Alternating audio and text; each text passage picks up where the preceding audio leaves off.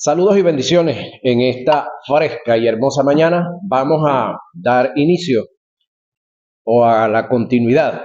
Dar inicio a las clases de hoy, pero es la continuidad de las clases que venimos viendo acerca de la sanidad en Cristo. Recuérdense que esta es una escuela que enmarca todo lo que es el ser humano, ¿sí? Integral, espíritu, alma y cuerpo. Este tema es muy especial y específico para el cuerpo, en el área donde se manifiestan las enfermedades físicas, en el única área de nosotros donde puede haber patología física, porque hay patologías psíquicas, esas están en el alma. Ok, continuando con el tema, vamos a la clase número 4. Nos dice acá, Santiago hace una radiografía. Dijeron un amigo, oye, ya existían las formas de hacer radiografía. Bueno, vamos a ver de qué se trata el tema. De acuerdo a lo expuesto anteriormente, surge una pregunta. Si la iglesia fue sanada, que fue sanada de verdad, en la cruz, esto es una verdad posicional, y no fue llamada a vivir enferma, ¿por qué Santiago hace referencia a los enfermos que hay en la iglesia, dando la posibilidad de que hayan enfermos en ella?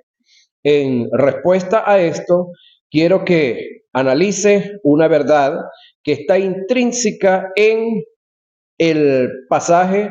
El apóstol no está haciendo una afirmación, sino una interrogante en casos causales o fortuitos. El texto en Santiago 1:14 dice, ¿está alguno enfermo entre vosotros? Esto es una pregunta. Según la interrogante hecha por Santiago, indica la posibilidad de que hayan enfermos en la iglesia, pero no como un hábito ni como un estilo de vida, sino como algo inusual, casual o fortuito.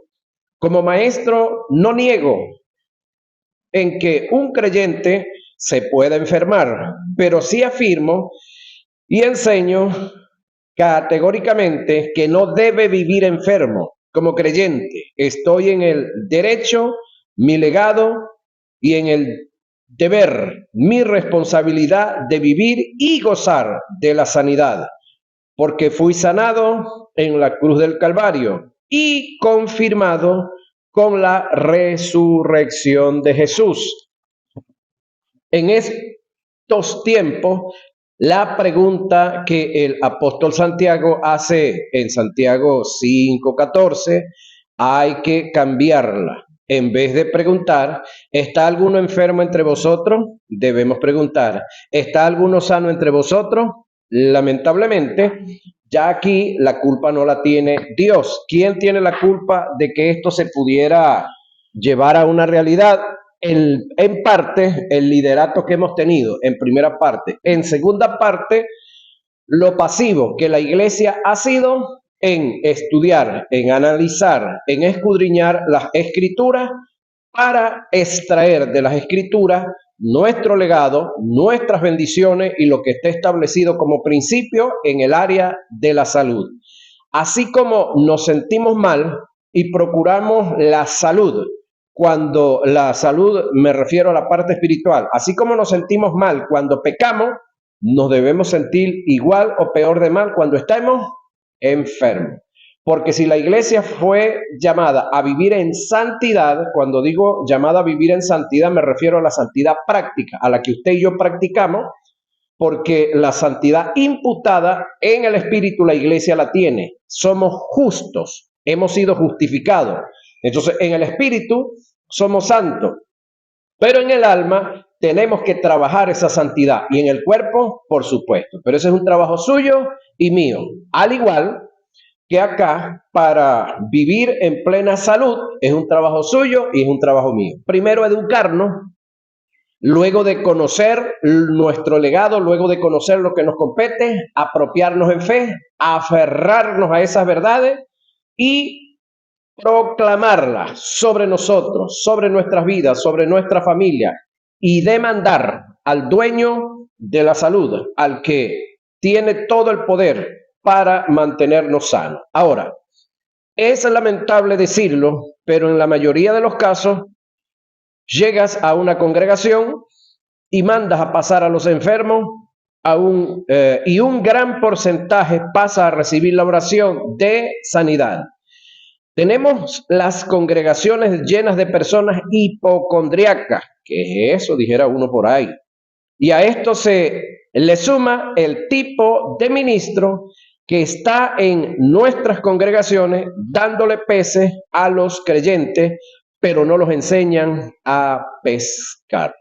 Como ministro competente y apto para formar, lo mejor no es orar por los enfermos, que se mueran, no, tampoco, sino enseñarles el poder, la autoridad y el dominio que tienen sobre la enfermedad y llevarlos a un estado de madurez, producto de una buena formación que viene por una información, para que ellos dependan de sí mismos y depositen toda su fe en Dios hasta el punto que nadie tenga que orar por ellos, sino que ellos mismos se ministren en el nombre de Jesús y gocen de su sanidad, que es su herencia y su legado. Ahora, ¿te imaginas una congregación, ponle de 100 creyentes, que 20 estén enfermos y los 20 requieran la visita del pastor en su hogar? ¿Cómo se parte ese hombre en 20? Estén en diferentes barrios, en diferentes sitios. Pero si nosotros le enseñamos estas verdades a la iglesia, le hacemos entender que el mismo poder que está en nosotros está en ellos, le hacemos ver que el mismo Espíritu Santo, que es quien nos usa a nosotros para la sanidad, está en ellos y puede obrar de acuerdo a la oración que nosotros hacemos, por la que ellos hagan también funciona. Entonces, esos 20, ellos mismos van a orarse, ellos mismos van a ministrarse y ellos entonces van a recibir la sanidad por lo que conocen de lo que ya es una verdad posicional. Entonces, esos 20, en vez de ser una carga para el ministerio, ahora van a ser una bendición, porque esos 20 van a venir a testificar de lo que Dios está haciendo en sus vidas. Esos 20 van a testificar a sus familias, van a testificar en sus trabajos, van a testificar en el área donde estudian, y te imaginas cómo de bendición viviría un ministro que enseña estas verdades. Ahora, todo lo contrario, un ministro que no enseña estas verdades, un ministro que tenga que depender de esas 20 personas, tengan que depender de él para orar por él, ¿te imaginas la carga? Y cuando tenga 200, ya son 40 enfermos. Y cuando tenga 500, ¿te imaginas? Ahora, por eso he dicho en mis conferencias y lo escribo en mis estudios que el ministerio del evangelista no es para la iglesia, oiga, es de la iglesia para un mundo que se pierde.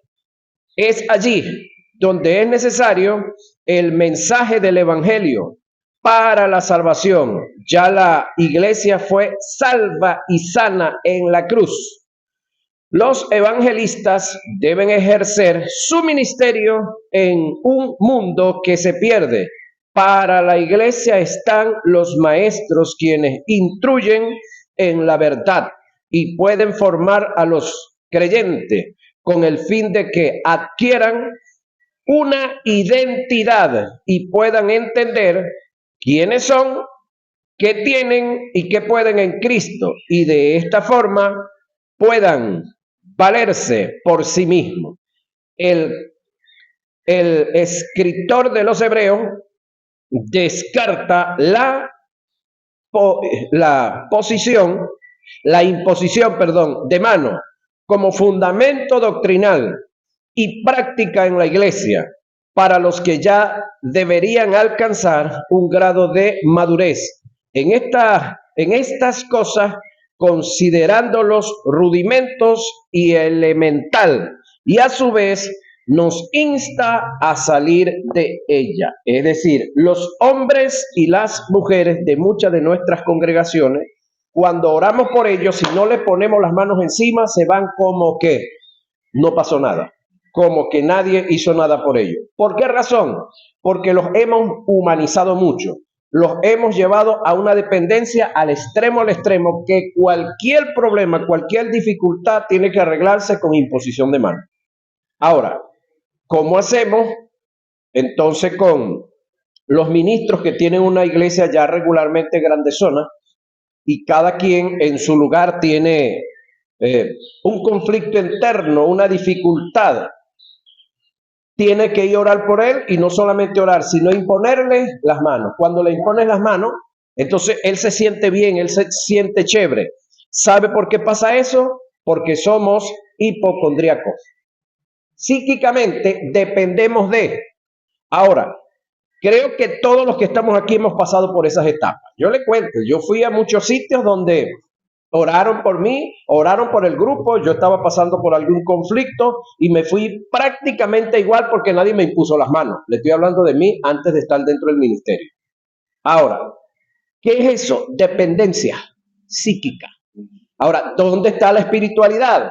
La espiritualidad es, oye, me enredé, estoy encalamucado, por lo mínimo me oraste de allá aquí, estoy libre y punto, no necesito la imposición de mano. Ahora, cuando yo necesito la imposición de mano, que me echen agua bendita o me echen aceite, me unjan con manteca cochino, dice un amigo de nosotros por ahí, eso se llama hipocondriaco, dependiente de. Ahora, ¿dónde está el Espíritu Santo? Donde siempre ha estado, dentro de nosotros, pero no le paramos, no lo tomamos en cuenta, no nos movemos como hombres y mujeres de fe, que solamente dijo uno por allá, di la palabra y mi criado sanará. El escritor de los Hebreos, reitero esto, descarta la imposición de mano como fundamento, aclaro, doctrinar y práctica en la iglesia, para los que ya deberían alcanzar un grado de madurez en estas cosas, considerándolo rudimentos y elementos y elemental, y a su vez nos insta a salir de esta posición psíquica. Por tanto, dice el que escribe, dejando ya los rudimentos de la doctrina de Cristo, vamos adelante a la perfección, no echando otra vez el fundamento del arrepentimiento y de obras muertas, la fe en Dios, de la doctrina de bautismo y de la imposición de manos. Hay un detalle por ahí, no sé si ustedes lo han visto, si no lo van a ver, gente volviéndose a bautizar. Líderes de congregaciones que si de aquí se va un grupo, por decir algo, para la iglesia Manantial de Vida, cualquier manantial de vida por ahí, entonces el pastor de allá llega y habla con el grupo, les ministra, tienen que pasar otra vez como si fueran nuevos creyentes y tienen que ser bautizados de nuevo. Esa locura estamos llegando. Parecido a los amigos adventistas. Los adventistas, usted llegó, se entregó y lo bautizan de una vez.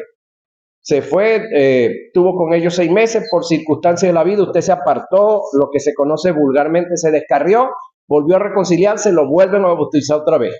No sé si sabían esa. No, bueno, entonces lamentablemente así tenemos a gente dentro de nuestras congregaciones ministeriales evangélicas, lamentablemente cayendo en ese error.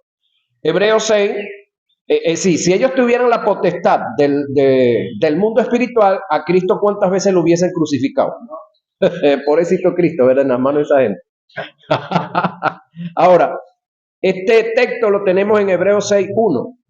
En este pasaje se utiliza el término griego arque, que indica principio o comienzo, en su significado relativo al comienzo de las cosas que se hablan en el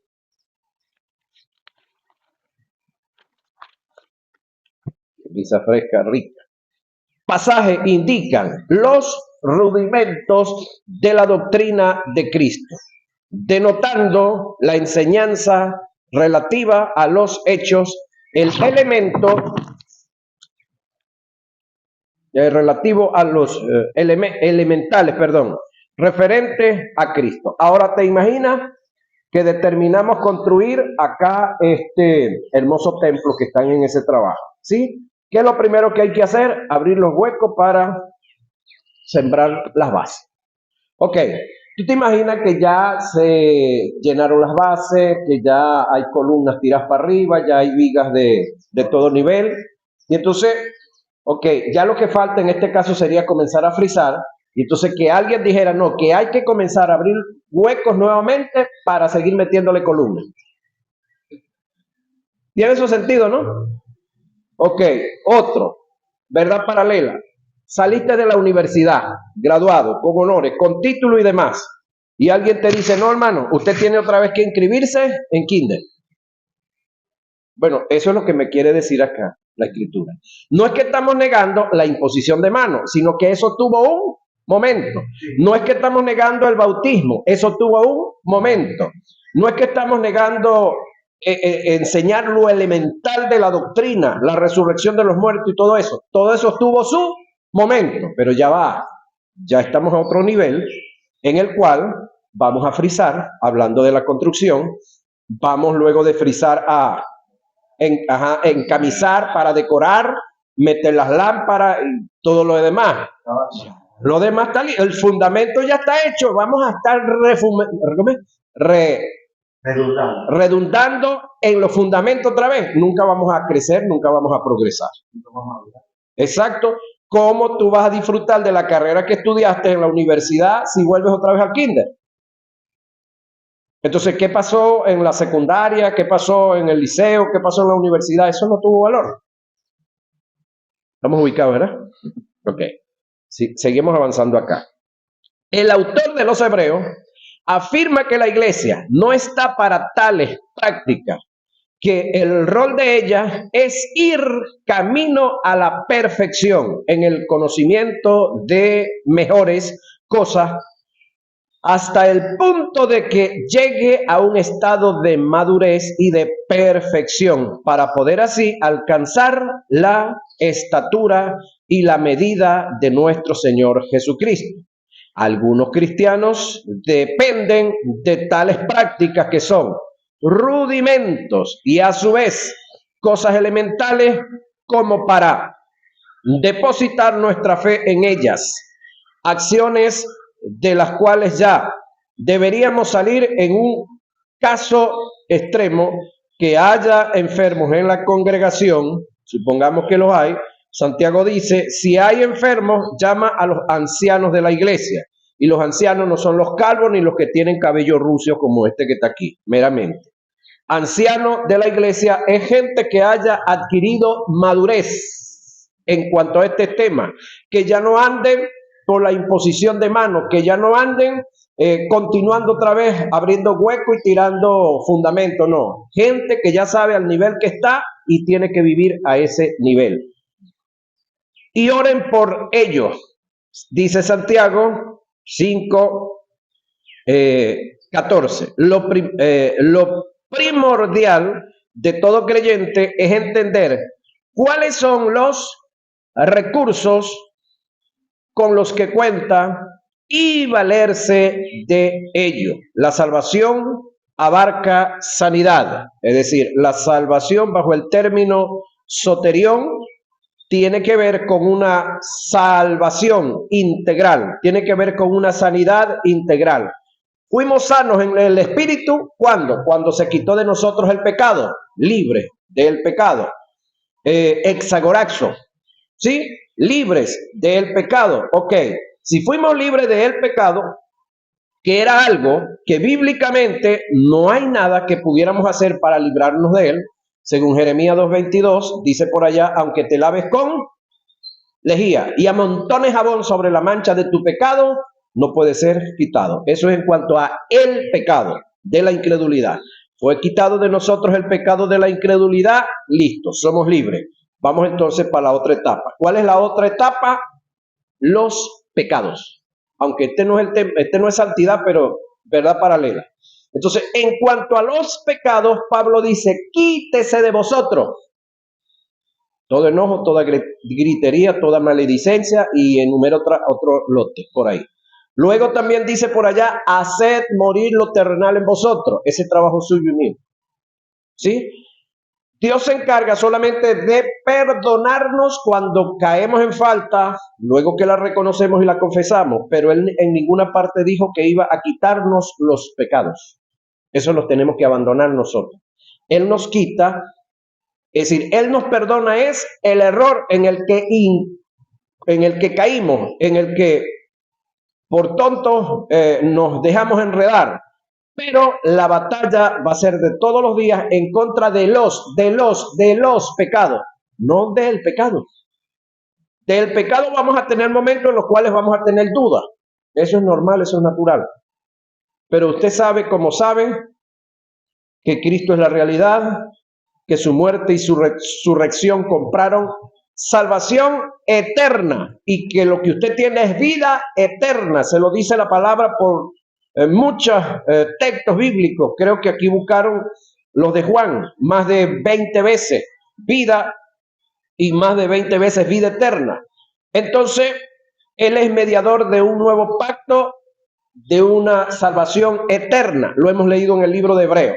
Entonces, en ese aspecto nosotros no tenemos ya ningún problema. Ahora, mantenernos en esa posición es nuestro trabajo. Mantenernos hablando esa palabra, ministrándonos, escúcheme, pastoreándonos. Pero es que yo no soy pastor. Si usted no es pastor de una congregación, pero usted es pastor suyo. Amén. ¿Sabe usted cuál es la oveja más rebelde que usted tiene para pastorear? Ajá. ¿Cuál es la oveja más rebelde, más brincona, y que usted la conoce, bien la conoce? Usted mismo. Entonces no diga que usted no es pastor, porque aparte de que tiene que pastorearse usted tiene hijos, usted tiene nietos, tiene sobrinos que están a su cargo. ¿Sí? Entonces, estás pastoreando si no seas pastor.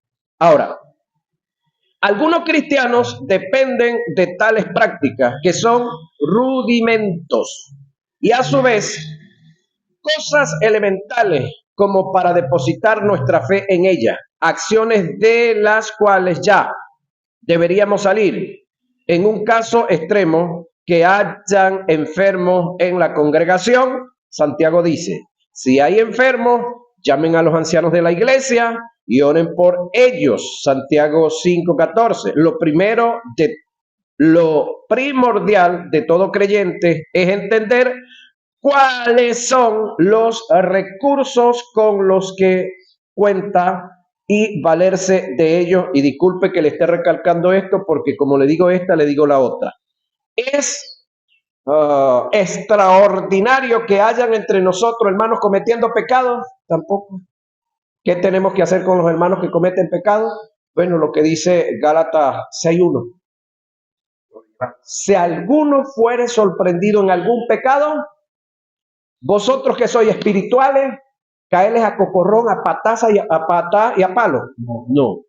Vosotros que sois espirituales, restaurarles con espíritu de mansedumbre, considerándote tú mismo, no sea que después tú peles el pedal y se te pegue la espinilla y estés pidiendo a alguien que te pase la manito ahí que te sobra. ¿Sí? Porque ese que cayó en pecado o ese que se enfermó es tu hermano, es tu hermana. Entonces, ¿qué es lo que hay que hacer con ellos? Recordarles lo que ya está escrito, que depositemos nuestra fe sobre dichos y hechos reales en cuanto al tema que nos atañe la salud, Isaías 53, 4 y 5. Más nada. ¿Cuántas veces? Todas las veces que sea necesario hasta que la sanidad se manifieste. ¿Sí? Ahora, la salvación abarca sanidad. Si analizamos desde el punto de vista etimológico, nos daremos cuenta que los términos utilizados en el griego para referirse a la salvación del alma son utilizados para la sanidad del cuerpo. A continuación, describiré dichos términos: sozo, salvar, librar, proteger.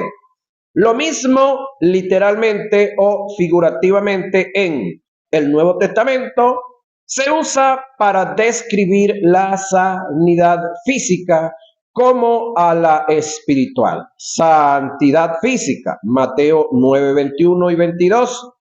Marcos 5, 23 y 28 y 34, 6, 56, 10, 52, Lucas 8, 36 y 48, 8, 36, 48 y 50, 17, 19, 18, 42 y Hechos 4, 9 y 14, 9. Leen los textos, los estudian, los buscan en su casa, por favor. Esto es sanidad física. Sanidad espiritual, Mateo 1, 21, 18, 10, Marcos 16, 16, Juan 12, 47, Romanos 11, 14, Primera a Corintios 1, 21, Primera a Timoteo 1, 15, Hebreos 7, 25 y Santiago 1, 21.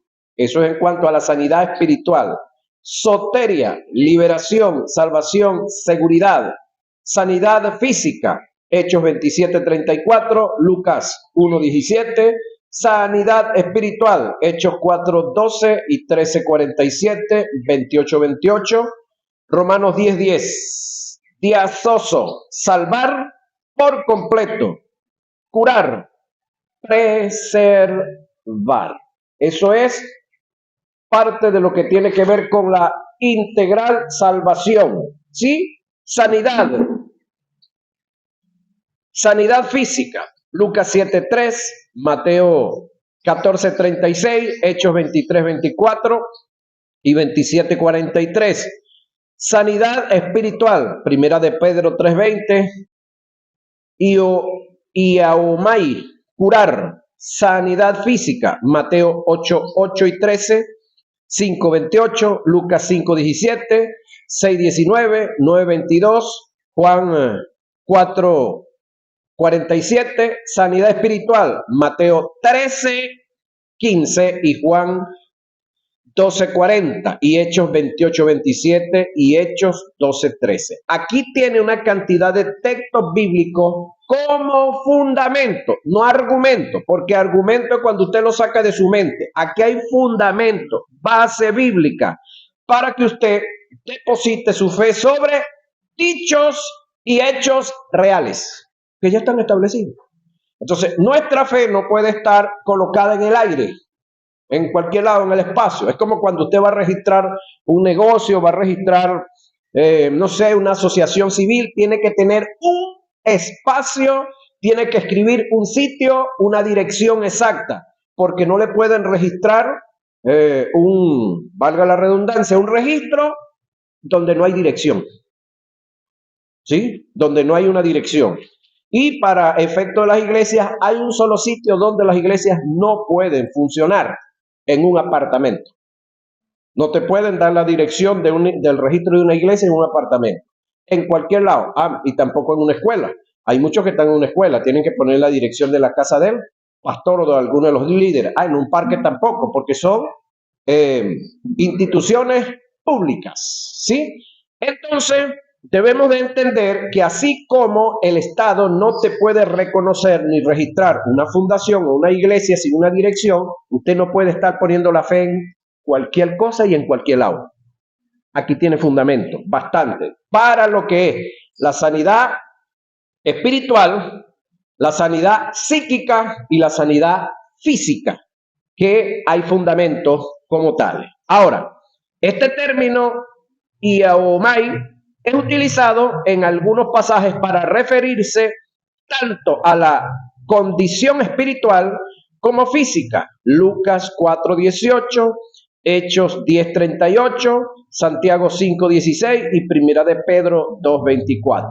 El libre uso de estos cuatro términos para describir y hacer referencia a la salvación espiritual y a la sanidad física, en mi opinión, indica que los apóstoles veían los dos beneficios como un resultado del sacrificio en la cruz. Esto es confirmado por el apóstol Pedro. Él hace mención de la salvación espiritual y física juntamente en el mismo pasaje. Citemos el texto: quien llevó él mismo nuestros pecados en su cuerpo sobre el madero, para que nosotros, estando muertos a los pecados, la parte espiritual, vivamos a la justicia, y por cuyas heridas, el término justicia es la parte espiritual, y por cuyas heridas fuiste también sanado, físico. Primera de Pedro 2:24. En la cruz, Cristo aseguró para cuantos deseen creer en Él una salvación integral, sanidad del espíritu, alma y cuerpo. Desde el punto de vista bíblico textual, también se puede demostrar esta verdad. Marcos 5:25 y 34 trata de la mujer sanada del flujo de sangre. El verso 34 nos dice que después que la mujer tocó el manto de Jesús, él le dijo: hija, tu fe te ha hecho salva. Espiritual, ve en paz y queda sana de tu azote, la enfermedad. Entonces, el trabajo de Dios siempre ha sido integral, espíritu, alma y cuerpo. Si observas bien el pasaje, el término salvación fue usado para referirse a la sanidad física. En Lucas 5, 19 y 25 tenemos otro ejemplo de esta verdad. Se trata del caso del paralítico que descendieron por el techo. En el verso 20 Jesús le dijo al paralítico: hombre, tus pecados te son perdonados. Según los historiadores, había una creencia que cuando una persona estaba enferma por algún tipo de pecado que él había cometido o alguno de sus ancestros, algo de su entorno del árbol genealógico. Entonces, este individuo nunca iba a aceptar la sanidad sobre su cuerpo hasta tanto el pecado no fuera perdonado. Por esa razón, Jesús, conociendo, no apoyando la idea, sino conociendo la idea, va a la mente del hombre, va al espíritu y le dice: hijo, tus pecados te son perdonados. Una vez que él recibe, oye y acepta el que los pecados le eran perdonados, pues tenía la posibilidad de levantarse de allí. Ahí es donde la gente murmura, los que estaban ahí, y Jesús le dice: ¿qué es más fácil para el Hijo del Hombre decir? ¿Tus pecados te son perdonados? O toma tu lecho, levántate y anda.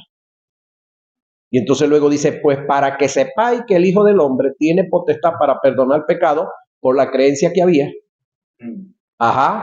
Para que sepáis que el Hijo del Hombre tiene derecho para perdonar pecado, a ti te digo, levántate, toma tu lecho y vete a tu casa. El que había estado paralítico se puso de pie, porque en su mente, en su espíritu, él percibió el perdón de los pecados, bien sea que fuera o no fuera la enfermedad por causa de pecado. Se levantó y ahora los que le estorbaron para meterse, ahora tenían que darle permiso para salir.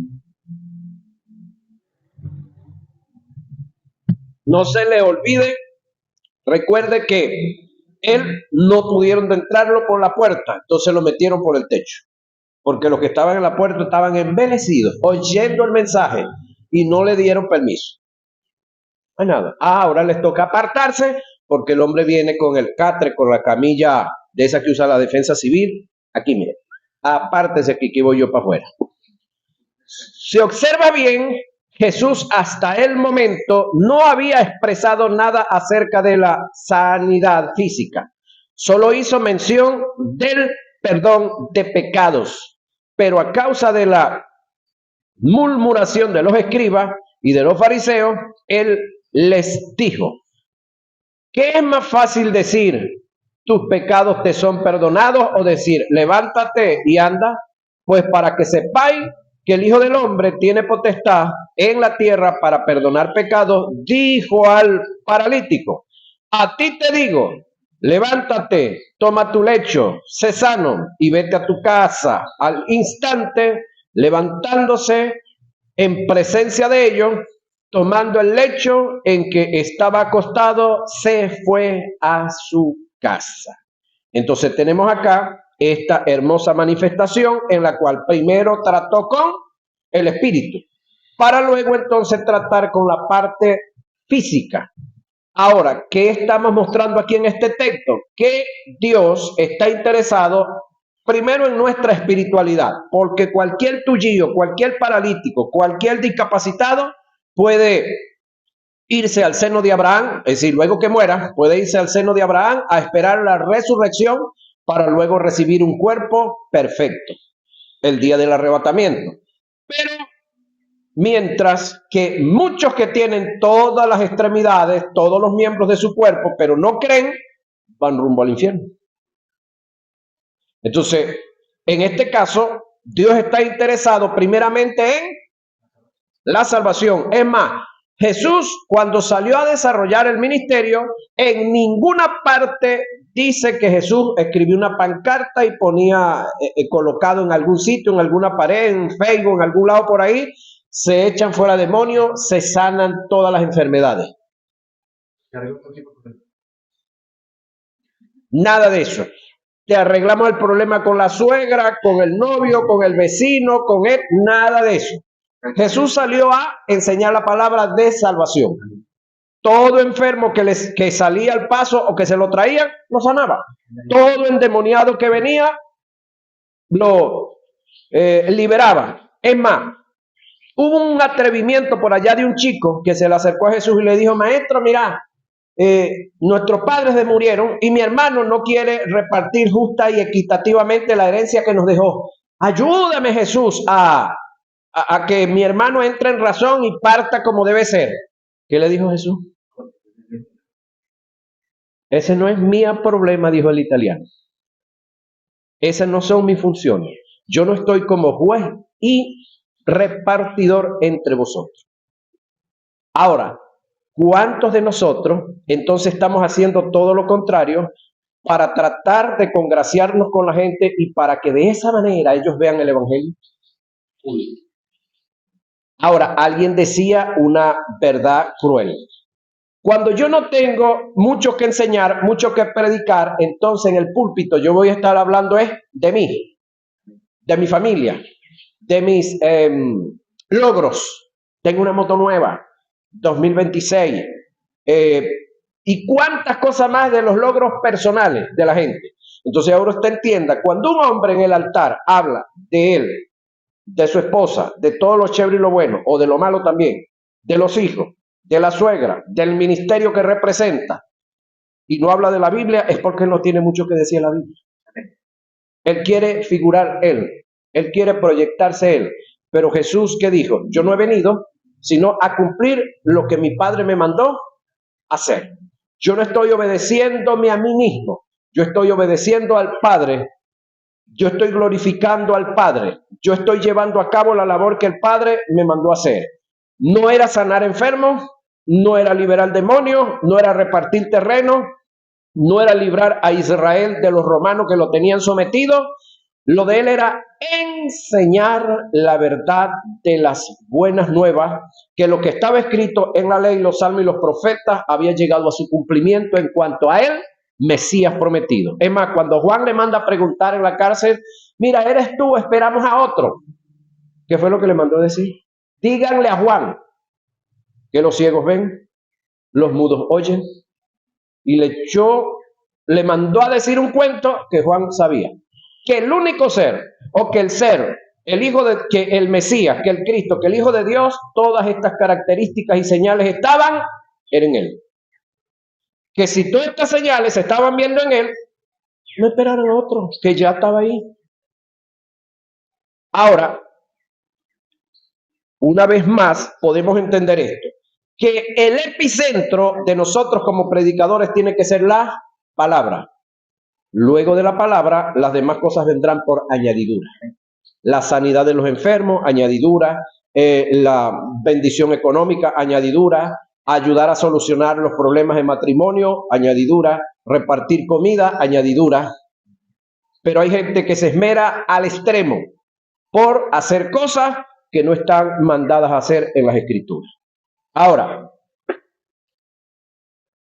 los escribas y fariseos presentes pudieron entender que Jesús tenía autoridad para perdonar pecados, por lo que le dije que había la mentalidad. Porque físicamente Jesús sanó a la enfermedad, porque según los pactos, el perdón de pecados también abarca sanidad. El Salmo 103:3 dice: Él es quien perdona todas tus iniquidades, el que sana todas tus dolencias. Están pegaditos ahí. Él es quien perdona todas tus iniquidades. Y cuando la enfermedad, le añado yo, ha venido por algún pecado, por alguna iniquidad, y Él perdona las iniquidades, entonces tiene que haber sanidad sobre las dolencias y sobre todo tipo de enfermedad. Según Juan 3:14 y número 21, 8 y 9, Cristo es el antetipo de la serpiente que Moisés levantó en el desierto. Y Jehová dijo a Moisés: hazte una serpiente ardiente y ponla en un asta. Y cualquiera que fuere mordido y mirare a ella, vivirá. Y Moisés alzó una serpiente de bronce y la puso sobre un asta, y cuando alguna serpiente mordía a alguno, miraban a la serpiente de bronce y vivía. Número 21, 8 y 9. ¿Qué era esto? Un acto de fe, porque una persona mordida por serpiente, lo que le viene es la muerte. Desde el punto de vista físico hay ciertos elementos que se usan. En el campo se usa, no sé si usted sabía, el orine de venado. Se lo dan a beber a la persona y se lo inyectan, y a los animales también. ¿Qué tiene eso? Desconozco, pero eso es la ciencia ancestral. Ahora, acá, ¿qué era lo único que había? Que lo llevaran y miraran a la serpiente que estaba en el asta. Un arquetipo de Cristo. Acá, aunque la serpiente siempre representa al diablo, esta serpiente está representando a Cristo. Ahora, esto fue algo circunstancial, fortuito, y los amigos católicos entonces quieren agarrarlo como verdad trascendental y dicen: pero es que Moisés mandó a hacer, es que Dios mandó a Moisés a hacer estatuas, y aquí le buscan el texto. Ya va, esa es una verdad circunstancial, no es trascendental, eso fue momentáneo, eso era figura de lo que había de venir. Y como Moisés levantó la serpiente en el desierto, así es necesario que el Hijo del Hombre sea levantado, para que todo aquel que en él cree no se pierda, mas tenga vida eterna. Juan 3, 14 y 15. Entonces, antes de Cristo, se valió Dios de la serpiente. ¿Por qué se valió de una serpiente? Porque la gente que tenía Dios ahí en ese pueblo, ninguno era espiritual. Por eso no los pudo tratar como entes y personas espirituales. Por eso que en el Antiguo Testamento, durante el periodo de la ley, usted va a conseguir una cantidad de rituales habidos y por haber. Pero una vez que Cristo muere y resucita, todas esas cosas eran figuras de lo que habría de venir. Una vez que vino, lo que estaba prometido, todas aquellas figuras quedan caducadas, quedan relegadas a lo histórico. ¿Fue verdad? Sí. Circunstancial. Fue tiempo pasado. Pero ahora tenemos una verdad, que al que murió en la cruz, se bajó de ella, o la bajaron de ella, y al tercer día resucitó, o lo resucitaron, es al que tenemos que mirar. Y así como la gente se salvaba de la muerte por causa de la serpiente, mirando la otra serpiente de bronce, ahora la gente se libra de la muerte mirando ¿a quién? Al que murió en la cruz, que es Cristo Jesús. Por eso el evangelio que nosotros tenemos que predicar se llama el evangelio de la cruz, no el evangelio del reino. Aunque vivimos en el reino, son verdades del reino, pero el mensaje del evangelio, el que usted y yo tenemos que predicar, es el evangelio de la cruz. Miren al que murió en la cruz, con esa muerte y con esa resurrección, basta para ser salvo y para ser sano y para ser libre psíquicamente de cualquier culpa de pecados. Seguimos avanzando.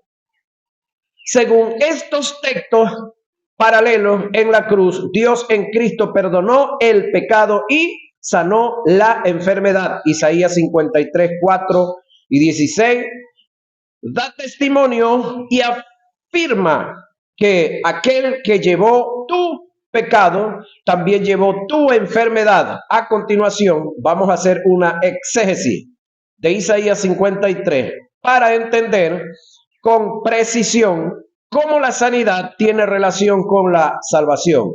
En el verso 3 dice, varón de dolores.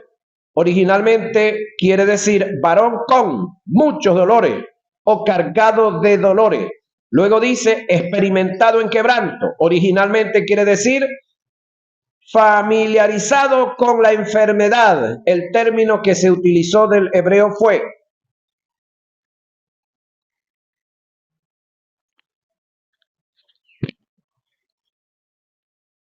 choli.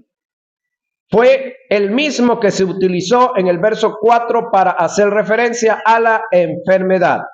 Después dice, fue menospreciado y no le estimamos. Originalmente expresa, sufrió el desprecio, el abandono y no le tomaron en cuenta. Ahora mi pregunta es, una vez que se dio la sanidad de este paralítico que tenía muchos años ahí, y Jesús, aparte de perdonarle los pecados, los sanó, ¿todo el mundo se entregó y recibió a Jesús?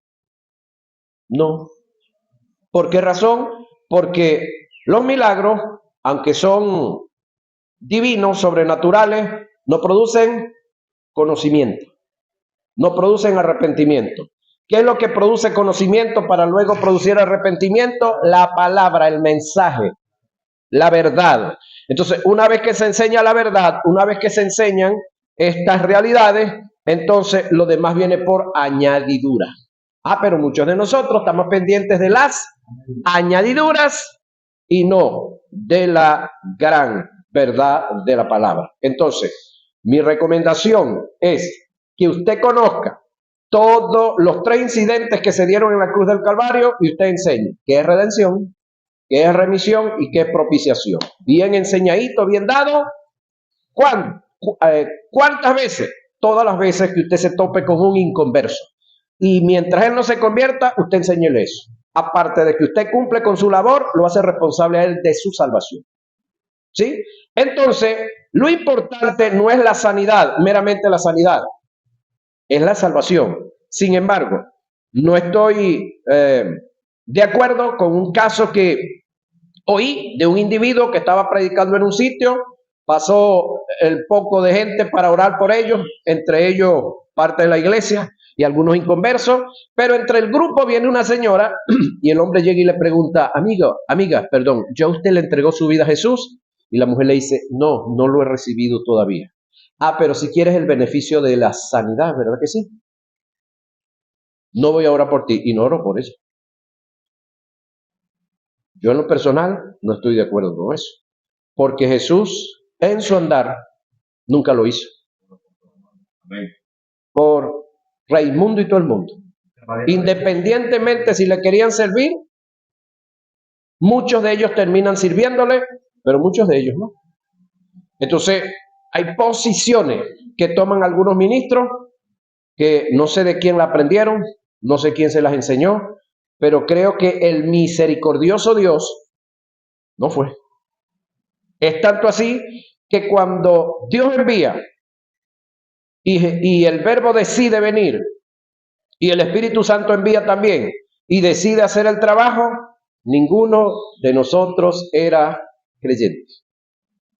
Él nos amó antes de que nosotros lo amáramos a Él. Pero ese amor, en ese amor venía incluida la fe.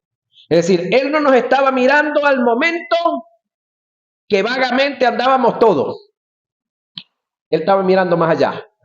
¿Qué va a suceder después de que Jesús oiga la palabra, después que se le enseñe la palabra, después que aprenda la palabra y esta palabra en él despierte fe? ¿Qué va a suceder?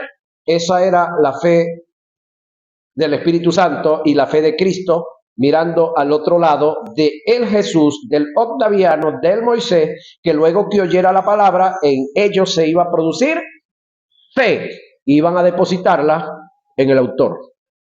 para que luego de eso entonces obtuvieran salvación y luego sanidad en todos los aspectos de la vida. Amén. Bueno, se nos fue el tiempo, muchachos.